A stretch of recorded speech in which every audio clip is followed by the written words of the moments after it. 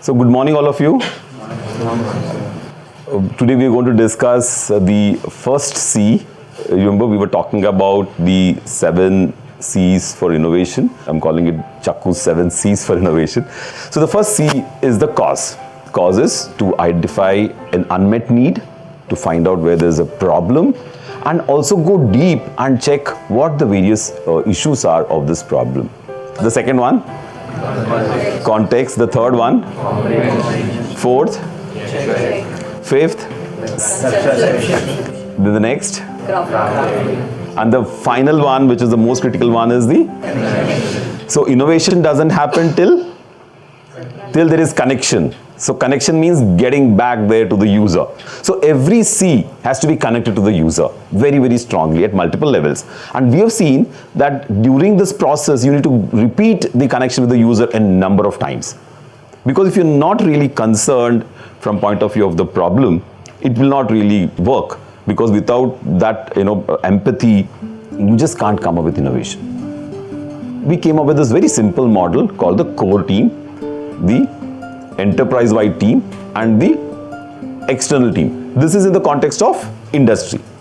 If you take the context now of your class, what will the core team be? Core team will be the 10 people who are part of the team. What would be the enterprise-wide team be? Faculty on the campus. Who else? Teaching assistants. Very good. What else? Who will be your enterprise-wide team here? Lab assistants in labs. Vendors who supply equipment to your labs, all those become your people around you whom you can get to. PhD students in the labs. Okay, and then who will be your networked external team? All outside resources, industries, large organizations. Very interestingly, some of these organizations, you just send them an email, they give you loads of data. For example, if you're designing a bottle and I say I'm working on a new material for a bottle which is hygienic and which can stay for long durations without fungus developing inside, and I write to the largest pet manufacturers in the world, they send you catalogs, they send you information, they're ready to talk to you. So for example, similar in my research, and I got this very interesting insight out of the analysis which said that you need to have a constant user feedback loop along the process of design from day one to the connection. So this user feedback loop which we are seeing around the whole process of design and innovation has to happen at every junction. That's very tedious, right? It's very difficult to have a user react to you very early. For example, you make a sketch, you want a user reaction. You make a mock-up model, you want a user reaction. You make a prototype, you take user reactions. You make pilot production, you take user reactions. And then you produce large quantities, you are sure to succeed because your users are part of your feedback loop. Okay, so we'll see that happening in action in this project where we're working on a low cost vein tracer. What's a vein tracer? Any clue? When you go for a blood donation and they want to take blood from your veins, they need to do multiple pricks and it's quite painful. Then the average attempts in a child is 2.35, which is pretty high.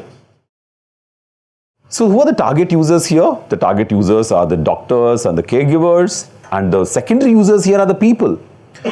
Now let us know what are the methods of understanding your user. You have to be in the location where the problem is happening, while it is happening, and conduct an inquiry.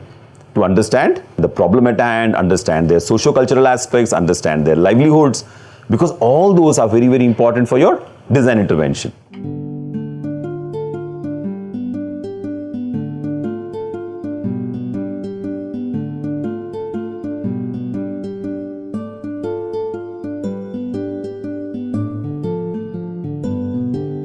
So for example, in our context of a blood bank, you'll have to be in the blood donation camp itself continuously for a couple of days to understand what happens.